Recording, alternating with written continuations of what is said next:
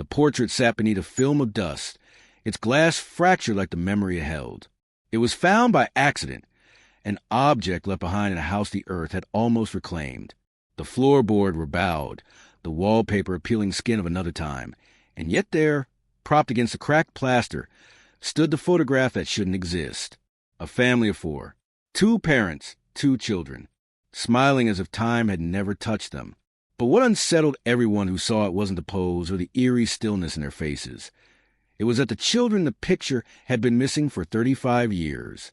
In the summer of 1988, Eli and June Walker vanished from their family's farmhouse in Henderson County, Texas. They were 13 and 11.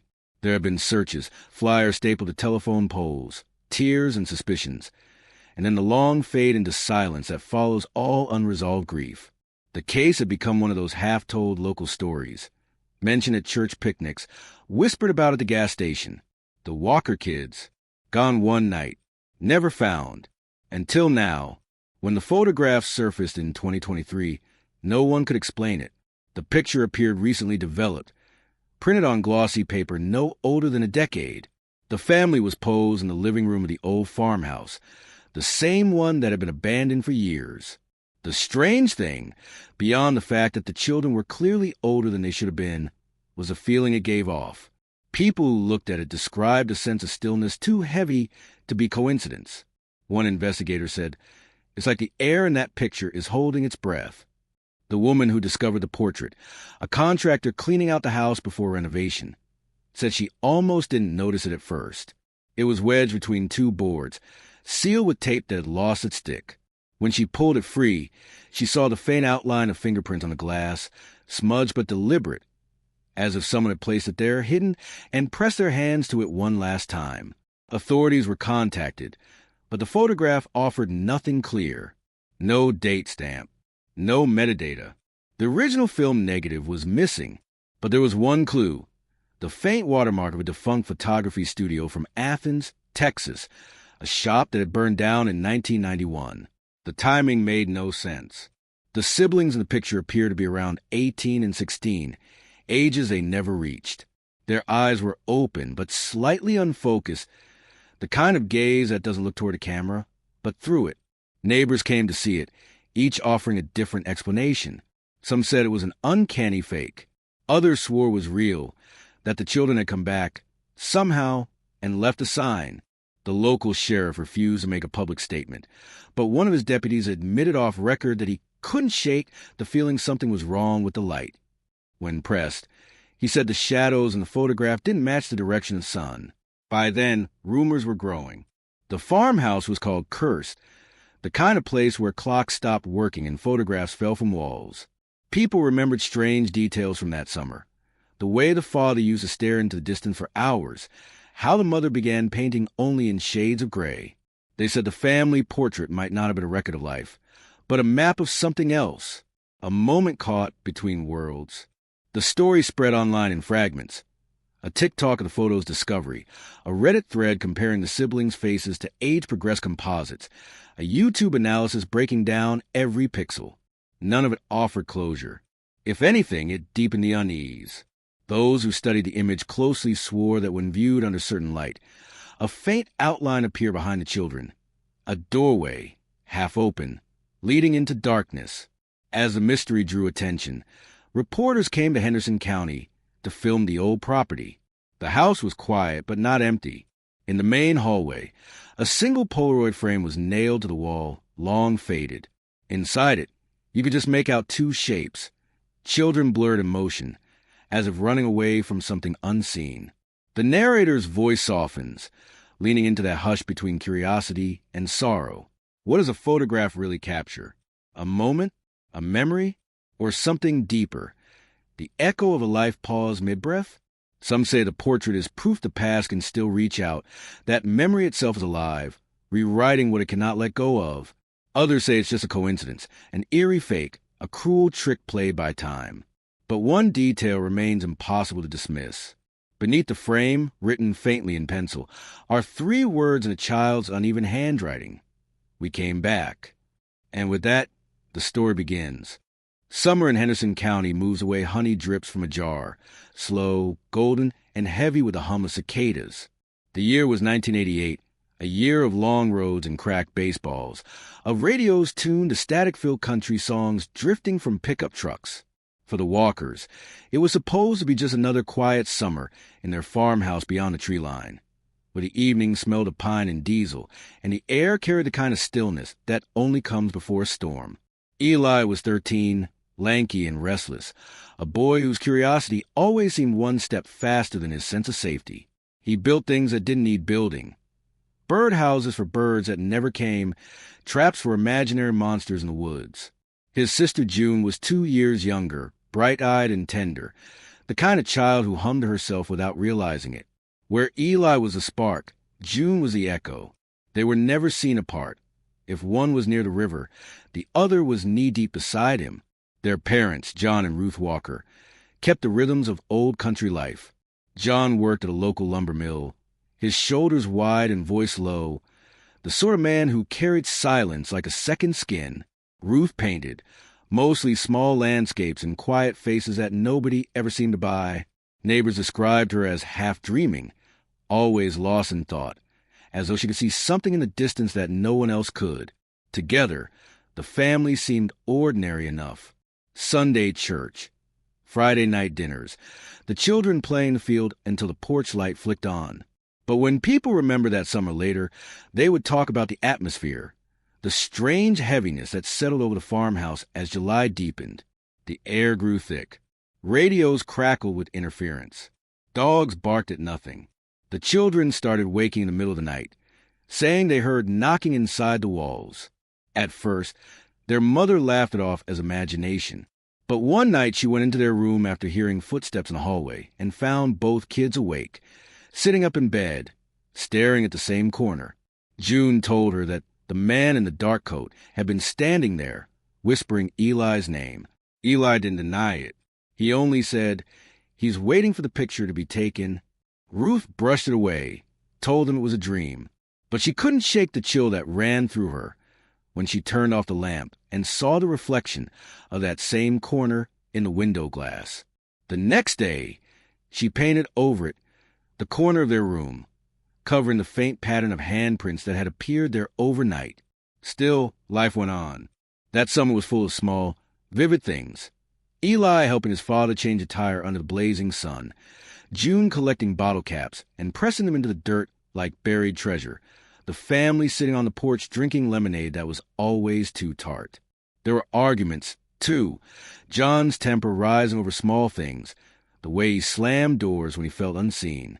Ruth's eyes sometimes filled with quiet tears when she thought no one noticed. The Walkers were a family like any other, imperfect, loving, frayed around the edges. Yet even in the brightness of day, something seemed to be shifting underneath. The woods around the property had grown strangely quiet. Birds stopped perching on the power lines. A faint vibration could be felt in the floorboards late at night, as if a train were passing underground. Neighbors claimed they saw a light flickering through the farmhouse windows after midnight, a pulse that didn't belong to any lamp. Eli had started carrying a camera everywhere. A cheap Kodak his mother had given him for his birthday. He took photos of everything. June laughing, his father's truck, the empty fields. But when the film was developed, a few frames came back distorted, faces blurred, eyes doubled, a shape behind them that no one remembered standing there. The local film shop owner said it was just light leaks, but Ruth didn't believe him. She began locking the camera away at night. June, meanwhile, had grown withdrawn. She spent long afternoons under the pecan tree, writing names in the dirt. Sometimes, when asked what she was doing, she'd answer softly, writing down the people who were still here. On the last Sunday of July, the Walkers attended a church picnic near the old river bend. Ruth brought potato salad. John drank too much beer. Eli and June ran through the tall grass until dusk. When it was time to leave, June told her mother she wanted to stay just 5 more minutes to catch fireflies. Eli stayed with her. They came home quiet, their clothes damp, their eyes unfocused. That night, they wouldn't speak at dinner. Something had changed in them, though nobody could say what. June drew a picture before bed, a crude sketch of their family standing in front of the house, except there were 5 figures instead of 4. The extra one was tall, faceless, and holding what looked like a camera. Ruth laughed nervously and told her to get some sleep. She didn't know that was the last draw her daughter would ever make. There was one final photograph from that summer, taken by Ruth herself. Eli and June sitting on the porch steps, squinting at the sun. Behind them, the screen door is half open. In the far reflection of the window glass, you can almost make out another figure inside the house, motionless, watching. Most dismiss it as a trick of light. Others say that was the first sign something in that home had already started to disappear. The next few days unfolded like a fever dream, too bright, too slow. Ruth would later say she couldn't remember much of that final week, except the silence. The radio stopped working. The house felt wrong. Even the wind refused to move. And so, that was the summer of 1988, a season suspended between laughter and warning. A family unaware that their lives were already being folded into the strange kind of memory that photographs keep. The kind where smiles stay, but the warmth behind them is already gone. The night, the air when still didn't begin with thunder or warning. It began with silence, the kind that hums beneath the surface of things, the kind that makes you stop breathing for a moment, though you don't know why. It was the final week of August, 1988. The Texas heat hadn't broken all summer, and even the crickets seemed exhausted by it. The Walkers' farmhouse sat wrapped in a stillness too complete. The sky a dull iron gray that refused to give rain. Ruth Walker would later tell investigators that she woke around 2 a.m. to the sound of the screen door creaking open. At first, she thought it was her husband, John, going out to smoke, something he did when he couldn't sleep. But when she turned toward the empty side of the bed, he was there, unmoving, his back to her. His breathing was heavy, mechanical. She lay there for a few moments, staring into the dark, until she heard another sound. Faint footsteps, 2 sets, one lighter than the other, moving across the porch. She sat up and whispered their names into the dark. Eli? June? No answer. Only that strange, thick air pressing against the house. Down the hall, a door clicked softly, the sound of hinges returning to stillness. She rose, bare feet on the cold floorboards, and walked toward the children's room. The hallway light flickered once, dim yellow against the old wallpaper. When she pushed open the door, she found their beds empty. The sheets had been pulled back neatly. The small lamp on the dresser still glowed, its shade tilted as though a hand had brushed past it. On June's pillow lay a single Polaroid photograph, undeveloped, a white square blank. She called for John. The rest was chaos, though no one could recall it clearly. The father searched the yard barefoot, shouting their names until his voice went hoarse. The mother ran to the edge of the property, flashlight trembling in her hands, the beam catching only dust and weeds. They searched until sunrise. No footprints, no open gates, no tire tracks on the dirt road, only the door unlocked, as if someone had been invited in. When the sheriff arrived later that morning, he found Ruth seated at the kitchen table, holding the Polaroid as if afraid to let it go. She told him she could still feel their warmth in the house, that when she stood in the hallway, she heard whispering. The sheriff noted the smell of sulfur in the air, though he dismissed it later as residue from the power lines that had blown overnight during a regional blackout. That blackout became part of the mystery. Power grids across Henderson County had flickered out around midnight, a wave of sudden silence sweeping over the countryside. Clock stopped. Radios hissed and died. Even the electric fence around the nearby cattle farm had gone dead for 20 minutes. Long enough for the animals to break through, long enough for the entire valley to hold its breath. But no one saw the children leave. For days, the search spread to the pine woods and along the creeks. Volunteers combed the brush with flashlights and dogs. Helicopters circled overhead, their blades cutting through the August heat. News stations came from Dallas to film the effort. The family photo from the previous summer was aired on TV. Eli's proud grin, June's shy smile. Missing since August 23, 1988. The headline barely captured what was happening inside that farmhouse. Inside, Ruth began to unravel. She stopped sleeping. She left food on the porch every night. calling their names into the dark until dawn. She swore she heard their laughter carried on the wind. Neighbors saw her walking the property line barefoot, whispering as she went. When asked what she was doing, she said she was tracing the edge of where they left. John retreated inward. He went back to work after a week, though everyone at the mill said he wasn't really there. He'd stare at the saw blades, his eyes unfocused. One co-worker recalled that John once said, "They're not gone. They're just caught somewhere they can't get out of." After a month, the official search ended. The sheriff's report was thin. No forced entry, no signs of abduction, no ransom, no evidence of foul play. It was as if the children had dissolved into air. The town tried to move on, but the Walkers' disappearance clung to it like humidity. The story became something people avoided mentioning. Henderson County had its share of strange tales, but this one was different. This one felt unfinished. By October, the farmhouse windows were boarded. Ruth had moved in with her sister 2 towns over. John stayed behind for a while, refusing to leave the property. He said he couldn't. That winter, neighbors often saw a single light on in the house late at night. Some swore they heard voices, not one, but 2, small and distant, echoing through the wind. The sheriff dismissed it as imagination. But those who'd been there that first morning never forgot the feeling when they stepped inside the Walkers' home. There was something about the air. One deputy, years later, described it quietly in a documentary interview. He said, "I've walked into plenty of empty houses, but that one felt like walking into a Paul's heartbeat." As months turned into years, the case faded into rumor. The official files gathered dust. But every now and then, something stirred the story back to life. A local claiming to have seen 2 children by the highway at dusk. A man insisting he found a camera half buried near the creek. Nothing led anywhere. Each clue dissolved like fog at sunrise. By the time the 1990s rolled in, the Walker family had become a ghost story. The kind parents whispered to warn their kids not to wander too far. But the photograph on the pillow, that blank Polaroid, remained preserved in the sheriff's evidence box. Years later, under different light, a faint outline would appear on it. The trace of 2 figures standing side by side, as if waiting for someone to finally develop their memory. The night, the air, went still never really ended.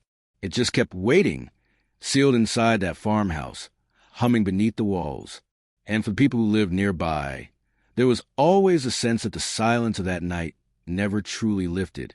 It only learned to hide in daylight. It began quietly, the way forgotten things often return. Not with a headline or a revelation, but with a whisper passed over a table or a roadside diner. In 1996, 8 years after Eli and June Walker vanished, a retired deputy named Carl Denson stopped by a flea market on the outskirts of Athens, Texas. He was looking for old vinyl records when he saw a stall selling boxes of Polaroids, hundreds of them, curling at the edges, their colors bleeding from years of heat. Most were simple: birthday parties, roadside diners, strangers smiling into the sun. But one caught his eye immediately. It showed 2 children standing near a rusted windmill, somewhere in the countryside. The boy's posture, the girl's braid, something about them tugged at a place deep in his memory. He bought it for $1. At home, he pulled out the old Walker case file and laid the photograph beside the last known picture of Eli and June. The resemblance was uncanny. The same uneven gap in Eli's teeth. The same small scar on June's chin from a fall off her bike. But they looked older, perhaps 16 and 14 now. And in the background, behind the windmill, stood what looked like the outline of a house. The next morning, Denson drove out toward Henderson County, back to the road where the Walkers once lived. The house was still there, sagging and skeletal, the field overgrown. He parked by the fence, looked at the shape of the roofline, and felt a chill crawl through him. The windmill in the photograph, the angle, the slope, matched the one still standing behind the Walker farmhouse. The story didn't stay quiet for long. Within weeks, locals were talking about the Walker kid's photograph. The Athens flea market vendor claimed she didn't know where the Polaroid had come from. They'd been sold to her in a bulk lot from an estate sale. Others began searching their collections for more. And soon, a pattern emerged. Over the next few months, 3 more photographs surfaced, each appearing to show the same two children in different rural settings, near an abandoned gas station by a fence line, standing beside a pickup truck whose license plate had been deliberately scratched out.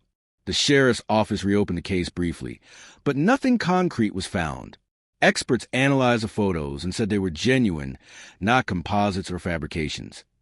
Yet no one could determine when or where they were actually taken. There were no timestamps, no negatives, and the film stock itself was odd. The emulsions didn't match Polaroid's production codes from the late 1980s. They were something else, untraceable. People began to call them the shadows on film. For those who had known the Walkers, the photos reopened a wound that had never closed. Ruth Walker, now living quietly with her sister and Tyler, refused to speak to reporters. But in one rare phone interview, she said something that lingered in the air long after. They look like they're waiting for us to remember them. The tone of the story shifted, from tragedy to haunting, from local mystery to something that felt almost supernatural. The images spread, grainy and copied, each version more distorted than the last. Late-night radio shows picked up the story. Some called it evidence of government experiments, others a trick of double exposure. But those who'd held the photographs in their hands swore there was something deeper, that standing near them made the air feel heavy, electric, like before a thunderstorm. A former photo developer named Linda Keene came forward with an unsettling detail. She had worked at a small lab in Athens in 1990, just before it shut down. One evening, she developed a batch of unmarked film left in the drop box with no name, no payment. Every frame was the same, she said. 2 kids, looking at the camera. In each one, they're closer. And then the last photo, she paused during the interview. In the last one, they weren't there anymore, just a windmill. Her story was dismissed by authorities as unreliable, but those who listened could hear the tremor in her voice. She insisted the negatives were confiscated days later by a man claiming to be from the sheriff's office, though no record of that exists. By the early 2000s, the photographs had become urban legend. Teenagers dared each other to visit the Walker property to see if they could find the same windmill, the same angles. Some said they did, that the field felt alive, vibrating underfoot, as if something were just beneath the soil. And then, just as suddenly, the rumor went quiet again, until 2023. That year, the Walker farmhouse was sold at auction to a young couple from Dallas, part of a local push to reclaim abandoned rural properties. During the renovation, they discovered a sealed crawl space behind the fireplace. Inside was a small wooden box containing undeveloped rolls of film and a note that read simply, "Do not let the light forget." When the film was developed, one frame in particular caught everyone's attention. It was a portrait, a family of 4, the Walkers, but older, the father's hair streaked with gray, the mother's eyes sunken but still soft, and the 2 children, standing in front, smiling faintly, their faces lit with a strange clarity, as if illuminated from within. The discovery reignited the old unease. How could the children appear older when they had never aged? And why did the photo, when viewed under ultraviolet light, show faint outlines around the figures, like afterimages? The story of a Walker siblings returned to headlines, no longer a cold case but a question about memory itself. Experts disagreed.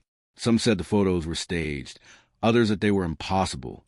A few quietly suggested something no one wanted to voice aloud, that perhaps these images were not snapshots of the past, but of something that refused to end. People started visiting the farmhouse again, drawn to its silence. They described hearing the faint clicking of a camera shutter when no one was inside. And so, the legend grew, one Polaroid at a time, until the line between evidence and echo blurred completely. Each photograph became its own question, a mirror held up to time. The faces of Eli and June stared back not with fear, but with recognition, as though they knew we would find them again, and that we still wouldn't understand. By then, even skeptics admitted something about the photographs felt wrong. The colors were too vivid, the shadows too soft, as if light itself was reluctant to leave the image. No one knew who took them. No one ever came forward. But a rumor persisted that if you looked long enough in the very bottom edge of one Polaroid, you could see the reflection of the photographer's face, faint, out of focus, watching, and standing just behind him, the outline of two small figures. The house had been sleeping for decades when they found the wall. It was early spring 2023. The sky above Henderson County was a pale, unforgiving blue, and the Walker farmhouse stood like a forgotten skeleton at the edge of the overgrown field, a relic of something half-remembered.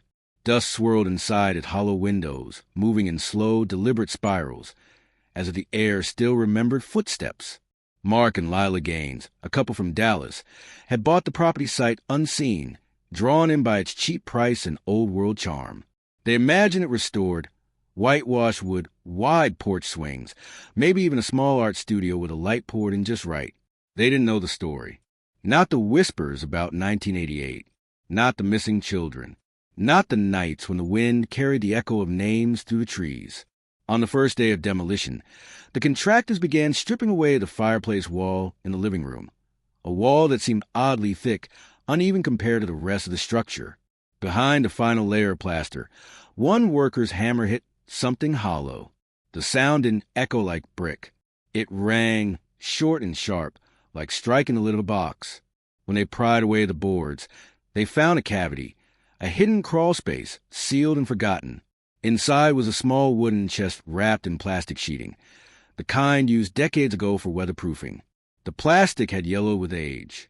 Dust puffed into the air as they lifted it out, and for a moment, everyone stood still, caught in the eerie realization that no one had touched this box in years, maybe since the Walkers had lived here.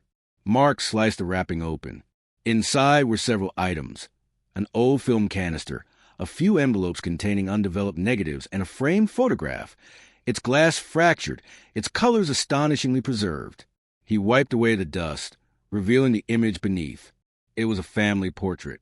The Walkers. John and Ruth sat side by side, their children standing in front of them, smiling faintly.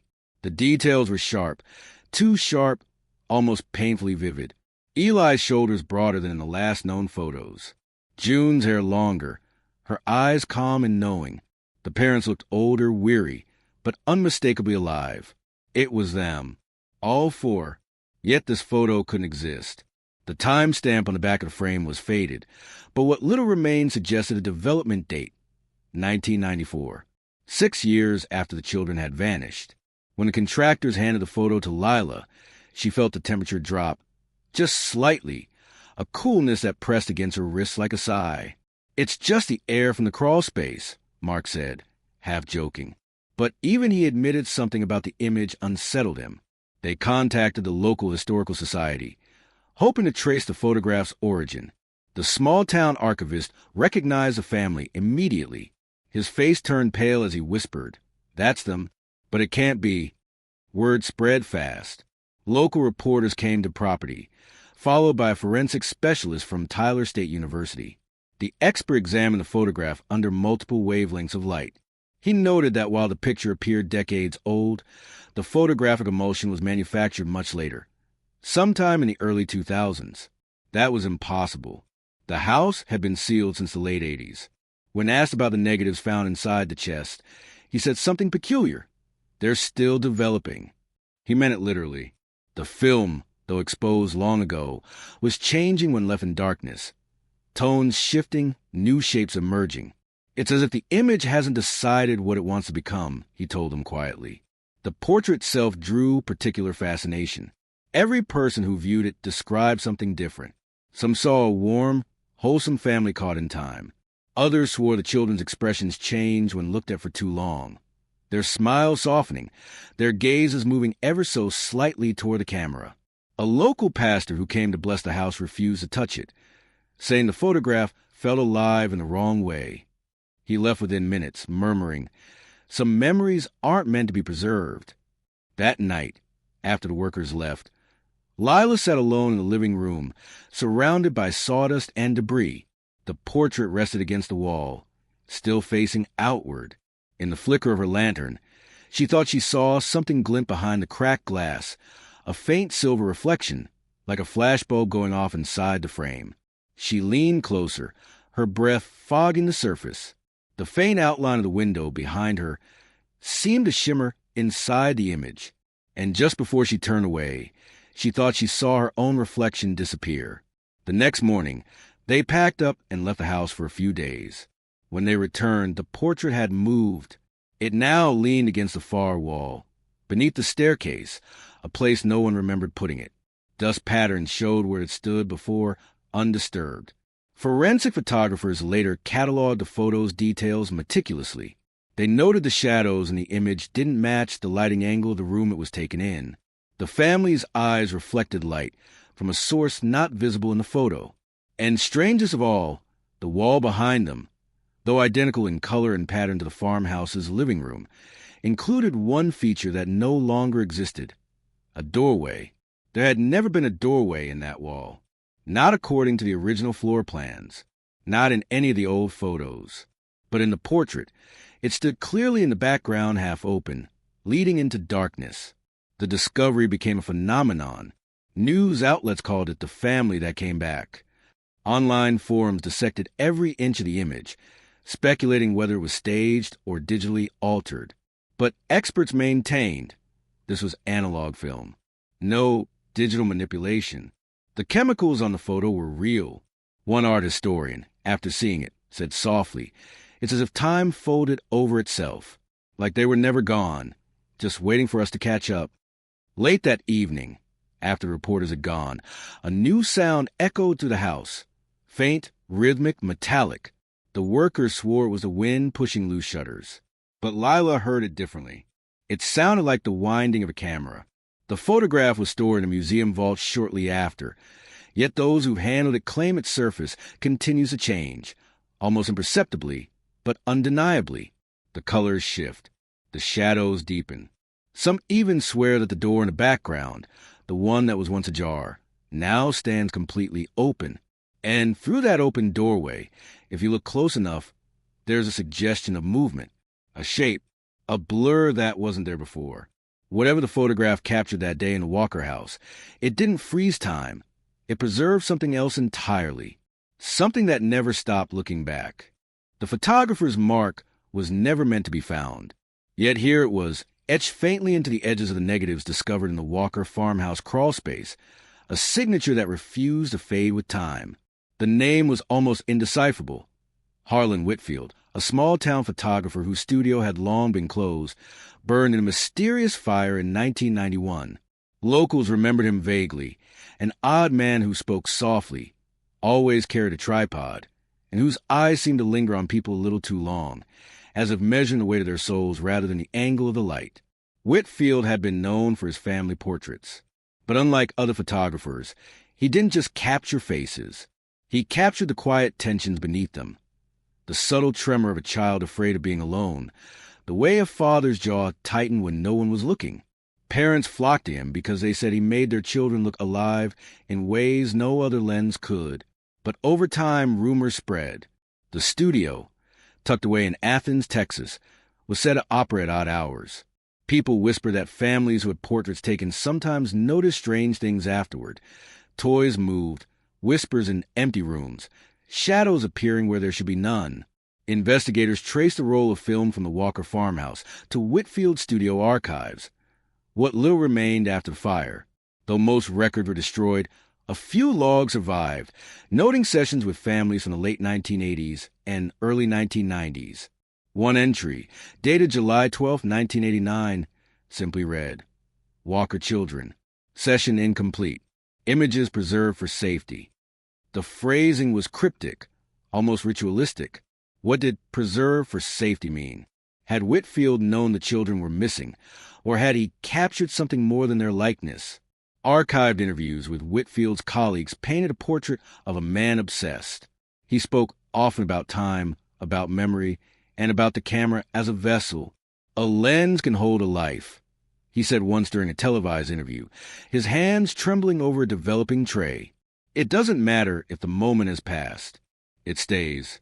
Always. You just have to look close enough to see it." Colleagues later described him as almost fragile in his passion, yet capable of terrifying intensity. He would spend hours in the darkroom, alone, watching negatives develop under red light, muttering about faces appearing that had never been there before. A former assistant recalled the last time she saw him, in the summer before the fire.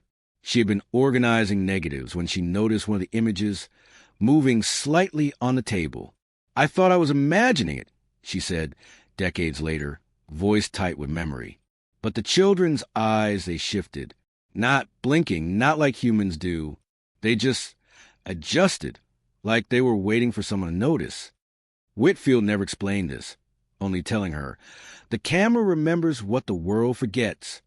Whitfield's fire was another mystery. It consumed his studio, destroying thousands of negatives and prints. Some said it was accidental, caused by a short circuit in the aging wiring. Others whispered that he had said it deliberately, attempting to erase work that had grown beyond him, work that had taken on a life of its own. When firefighters entered the charred remains, they found a single roll of film untouched by flame, tucked into a metal box. That roll, decades later, surfaced in the Walker crawl space. The film itself was unusual. Chemists who examined it noted that the composition didn't match any commercial stock sold in the 1980s. The silver halides were denser than standard, the emulsion slightly reactive to light long after exposure. One expert said, almost hesitantly, "It's as if the film itself wants to capture more than just light. It wants to capture memory." The portraits of Eli and June developed from that film seemed almost alive. Their features were sharp, their smiles natural, yet there was something beyond physical accuracy, a sense of timing suspended. The images suggested years had passed with children, even when none had. Their eyes seemed to acknowledge the viewer, aware not just of the camera, but of the story unfolding decades later. In the local archives, one photograph attributed to Whitfield shows a family seated in a living room. The children sit at the edge of the sofa, faces calm, while the parents look at them with a softness that borders on reverence. In the corner of the image, faintly, a doorway appears, a doorway that doesn't exist in the actual room. Historians studying the photograph noted it was likely Whitfield's signature. Subtle manipulations, almost invisible but persistent. He had a habit of marking the spaces in his images with echoes, details that were not there but hinted at another dimension, a hidden truth. The photographer's obsession with capturing time became legend in the small towns surrounding Athens. Old neighbors recalled children leaving his studio looking dazed, their expressions slightly altered, as if they had seen something they couldn't describe. Parents were simultaneously amazed and frightened. "It's like he caught a shadow of them that isn't really theirs," one said.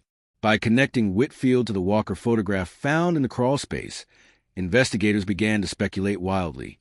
Had he somehow photographed the children after their disappearance?